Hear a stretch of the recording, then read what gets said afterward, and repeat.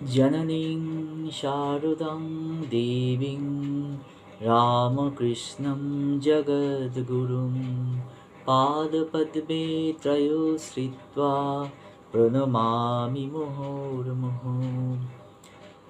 Salutations to Sri Ramakrishna, Holy Mother, and Swami Vivekananda. I feel honored and blessed to have this opportunity given by Revered Swami Atmagyananji Maharaj to speak something on Sri Ramakrishna and his musical fervor.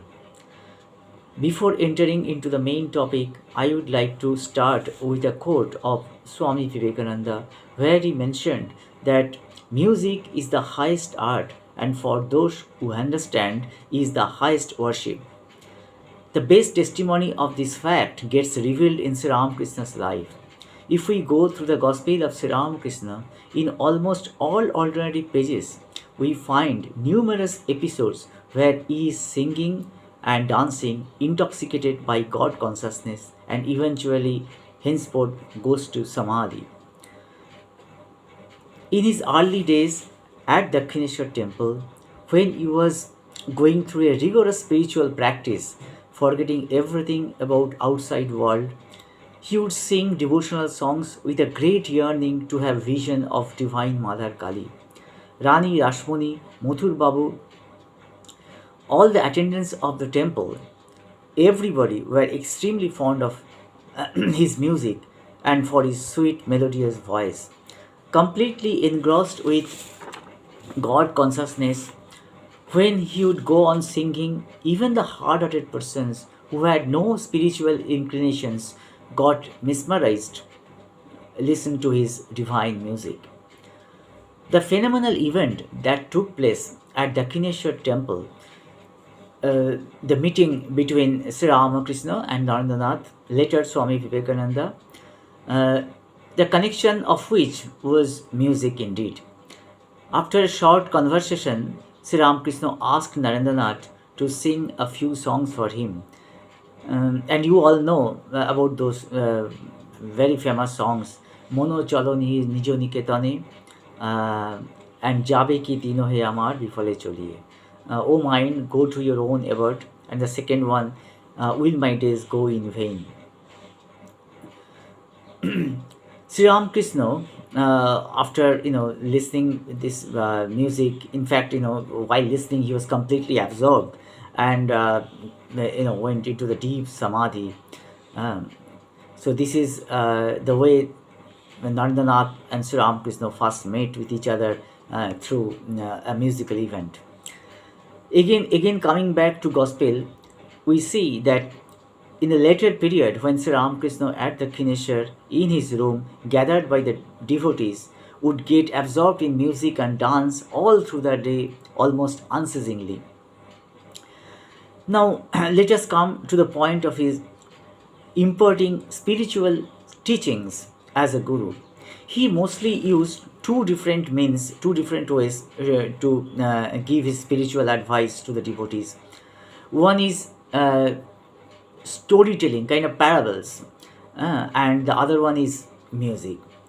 Mm, Whenever a devotee came to him to get some spiritual advice, Sri Ramakrishna, without wasting time giving lectures from spiritual scriptures, several scriptures, spiritual books, etc., he would start almost spontaneously, singing devotional songs related to this particular subject of discussion. And eventually the devotees could easily understand the meaning explained by Sri Ramakrishna through those songs. Sri Ramakrishna emphatically endorsed the efficacy of music in doing spiritual practice. Again, we can take up an incident that occurred at the Dakshineshwar on 24th May 1884, when a play actor, after giving a performance where Sri Ramakrishna was also present to see that play, came to Sri Ramakrishna to have some spiritual advice. Sri Ramakrishna mentioned him that if someone has a very special quality in doing music, that is singing, dancing, or playing some instrumental music, and thereafter if he or she can put some serious effort in spiritual path, they can get God relation more easily and in a quicker way. Once Swami Sivanandaji Maharaj, that is Mahapurush Maharaj, asked by a devotee how they would do their spiritual practice while staying with Sri Ramakrishna at Dakshineshwar. Mahapurush Maharaj,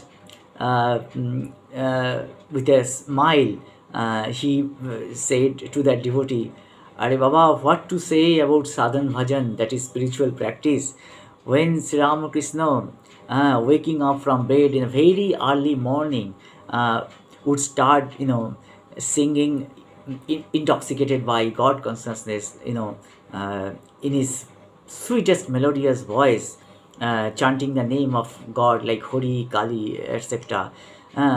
All those thoughts of doing spiritual practice completely would have gone from the mind. This is explained by Mahapurush Maharaj actually. So very interesting in that sense, like how Sri Ramakrishna's music had a kind of great influence, all of them. Once Sri Ramakrishna went to Varanasi for a pilgrimage with Mathur Babu. There he came to know about a very famous, accomplished veena player, and he asked Mathur Babu if he could take him to that veena player's place.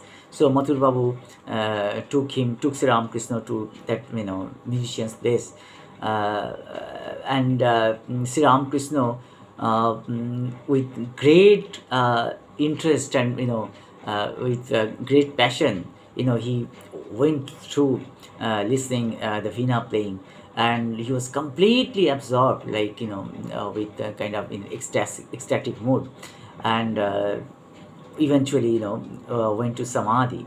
After coming back to the normal state, Sri Ramakrishna praised that veena player a lot, and had his blessings on him.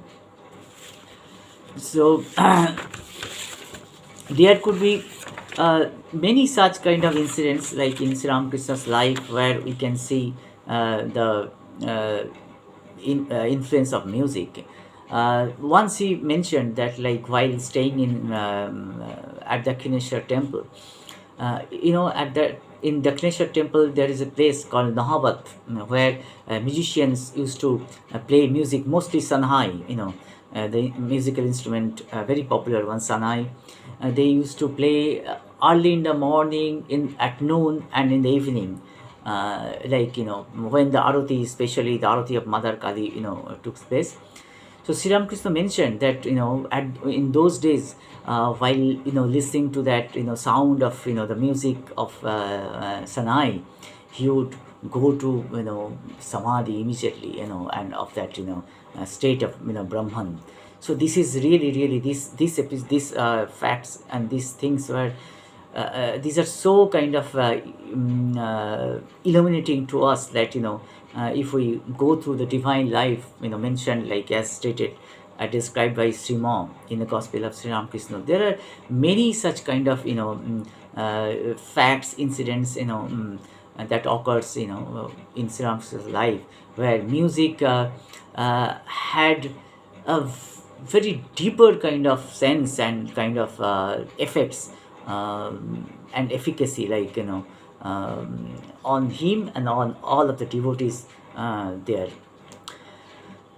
So yeah, these are kind of a little bit in brief, that I could mention, and explain some of the facts related to music in Sri Ramakrishna's life.